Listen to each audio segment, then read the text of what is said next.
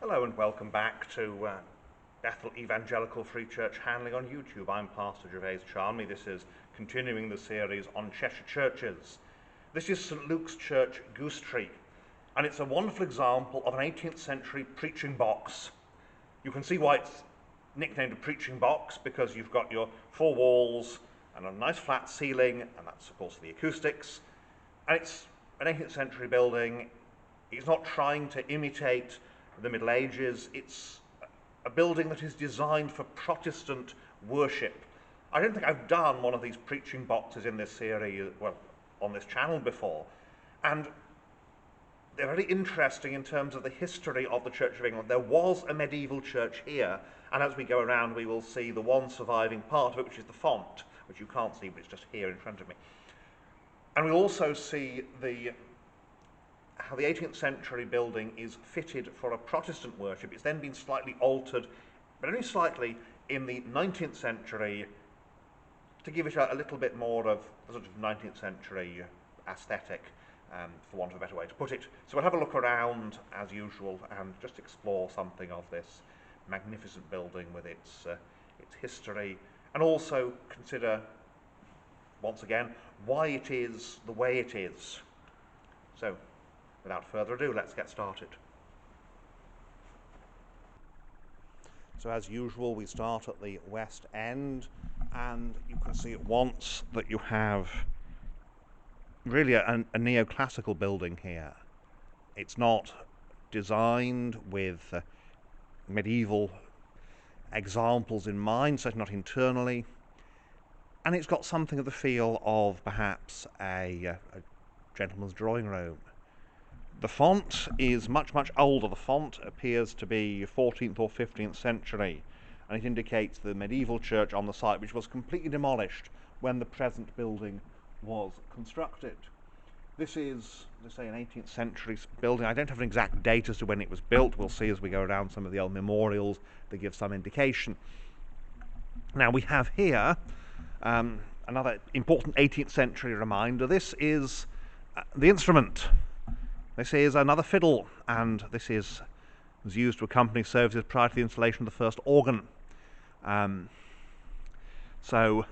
above we have quite an interesting memorial. This is a memorial to a sailor. In a vault underneath this tablet are deposited the remains of Walter Booth, Esquire, a senior post captain in the Royal Navy. He died the 21st of March 1810, aged 60 years. He was the eldest son of Ralph Griffiths of Cheshire in the county of Carnarvon, Esquire, by Mary, daughter of the Reverend Charles Everard, and niece of the late Thomas Booth of Twemlow Hall, Esquire. Twemlow is a next door village. Having, in compliance with the will of his maternal great-uncle, the last male heir of that ancient family, assumed the name of Booth. Also remains of Anne Parry, eldest sister of the above Walter Booth, and a relict of the Reverend Owen Parry of Pervegoed in the county of Carnarvon. She died the 5th of May 1797, aged 41 years. Now this reference, senior post captain is what we today would call a Royal Navy captain. And at the time, promotion from captain upwards was entirely on where you were in the Navy list. So senior captain means that he was high in the list, and had he lived a little bit longer, he might well have become a rear admiral. However, it was not to be, so he died as a post captain. They were, as I said, all falls together on the list. Here we have the resurrection. There's some really lovely painted windows in this church, and this is, of course, Christ and Mary Magdalene. The window shows Mary, and this, of course, is she'd taken him for the gardener. And the date here given is 1873. But it's very much the sort of window that one would associate with an earlier period. It's not your high Victorian imitating the medieval. It's really, it feels really an earlier period, which is, I think, quite fitting here. Here we have a memorial to Philip Kirkland Glazebrook, DSO, of the parish, Major Cheshire Yeomanry, Member of Parliament for South Manchester, killed in action at Beereh, Palestine, 7th of March 1918, aged 37 years. All that he hoped for and all that he had, he gave. So here's an MP who didn't just send other people to fight, he went to fight himself and died for the cause. Well, that's what you want in a leader, isn't it? That's what you want in an MP, someone who's not just willing to send other people to die, but willing to go himself and give his own life. The resurrection of Christ, another marvellous window. These are magnificent windows, one of the great glories here. And of course the east window, little east window. And you'll notice here that you've got this little niche of a chancel. And that's very, very typical of these Georgian churches. They're designed for, say, a Protestant form of worship. You don't have a choir. Those, of course, when I'm filming this is middle of March, and those colours are the colours of the Ukrainian national flag, and that's part of it's a reminder, pray for Ukraine. Desperate business there, it really is. But here we have this Georgian style, and originally pews would have come all the way up to here. And the pulpit we can see today is a Victorian one. There would have been a three-decker pulpit, probably about there, but it may have been towards the front. But there would have been a three-decker pulpit, and that's gone. And instead of the flexible seating here, which of course replaces Victorian choir stalls, there would have been box pews all the way up, surrounding here the communion table. The communion table is in its proper position. It's not altar-wise. It's not as an altar against the wall, because you can't put anything against that wall. It's an apse, but it's taken forward so that the minister can stand behind. Crucifixion, we have Mary, the mother of Christ, Mary Magdalene, and the Apostle John. John is always shown usually shown as a young man without a beard, because he's said to have lived to a great age. The panelling here is probably not original, but it is nevertheless panelling, and it reflects this more Protestant understanding. There's the resurrection in blazing colour, which is always nice. And you can see how here you've got this quite dark colours, and then you've got the resurrection. And on this side you have the Holy Family with John the Baptist. So Jesus as a little boy and John the Baptist as a little boy. And again up here you've got these nice Georgian memorials to various men. The West Gallery, of course, originally a singer's gallery, it's now the organ gallery. It also has a very evident sag in the middle. I suspect it was not designed to hold the organ. I'm sure it's safe, because if it wasn't, they'd have done something about it. Ceiling with a central rose where the chandelier hung from. And of course the chandeliers today are all converted to electric, because there's no point in just being old-fashioned. You'll notice also here there is no centre aisle. You've got your two side aisles and a centre block. And that again is very Protestant, very 19th century, or very Georgian, in that seating is arranged conveniently as opposed to with a centre aisle. Many nonconformist chapels have the same setup. Today, of course, it's quite convenient, because it means you can have a one-way system for the communion. So you go up one way and down the other way. Because this is an Anglican church, so communion is still in the normal Anglican fashion. You've got a rail, and notice the rail is three-sided. That allows more people to sit around it, and there's the organ console in the corner there, so just the mechanism up in the gallery these days. More memorials here. Again, we've got Anne, wife of James Arden, Esquire, youngest daughter of the late Thomas Kinsey, Esquire, and of Isabella, his wife, who died January the 9th, 1832. Also of Frances Kinsey, sister of the above, Mary Ann Arden, who departed this life November the 27th, 1859. And then we've got various Ardens and Kinseys underneath. Here we have the good news of the shepherds. There's the angels coming down, and of course the angel of the Lord came down, and glory shone around.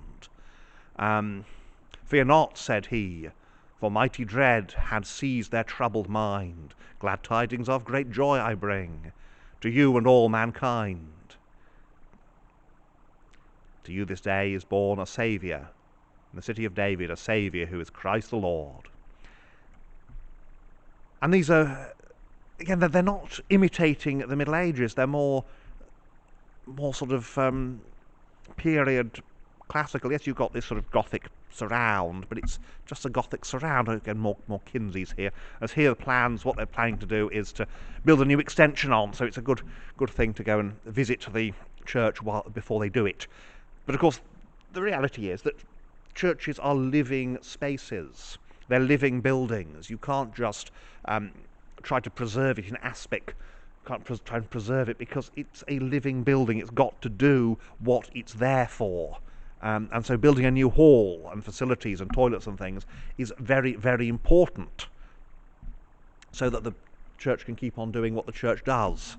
And there again we have this lovely East End with this tiny vestigial chancel, because this is a preaching box. This is a Georgian church. This is a place of worship that's intended for the prayer book, so the reading of the prayer book and the preaching of the gospel, and yes, the administration of the ordinances, the sacraments here, and communion, and originally there would have been a font at the front. The font here at the back is in the traditional position, but that's not what it originally would have been. There's a modern projector there, useful, and you'll notice that the font, not all the sides are carved, and that indicates that these two sides, well, particularly the one that is quite pocked, that would have actually been against a pillar. So the old church would have had pillars and would have had aisles, but this one doesn't, because it's designed so everybody has an unobstructed view of the front and of the pulpit, which again is very important. We've got these nice thin cast iron columns. So that's the inside here at Goostrey. So that's a lovely, lovely building. You also notice here the internal porch, because there isn't an outside one. So we'll have a look around the outside and admire the beauties of this very Protestant, very Georgian church. So here we are outside at St Luke's, Goostrey.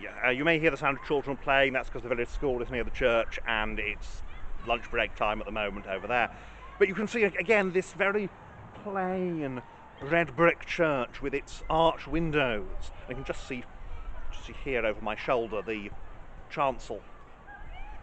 And again, it's very much this Protestant building. There is a west tower, and we'll see that as we go around the outside. But I just thought this was probably the best position to get as much of the church in as possible. So let's have a look around the outside, and then we'll say, as usual, a few closing words. So let's go around the outside at Goostrey. We'll start off here where we are in the south east corner of the churchyard. Here's very much a corner. There's quite a severe drop. Thankfully there's a wall behind me, and there's the tower with its basic pyramid, basically little obelisks, one on each corner. And again, the rounded windows, very typical of this sort of building. There's the sundial. That, of course, would be important for telling the time back before most people had watches. You see the round window, and then that doorway with its rusticated surround, and that, of course, is the south door, the main entrance. So as we move around, there's the little vestigial chancel. It's curved on the inside, but it is polygonal on the outside. There is a vault under the church. We saw that, of course, with the memorial to Captain Booth, and the vault is entered through here. There are lots of burials down there, so we need to be careful with that. And obviously no access because there are lots of burials down there. It's a burial vault. It needs to be treated with great respect, as such things should be. And here, again, here this is the north side. Now there's very little on the north side. You can just see how narrow the path is, and that is very obviously and importantly because the north side don't do many burials here. Here we have burials. There's one here. John Ward died 10th day of January 1693, so that's before the present building. And here again we've got 1701. So these are some of the older burials, 1690s, 1700s, one there 1718. This building is a bit later. You've got this rather nice plinth here, and an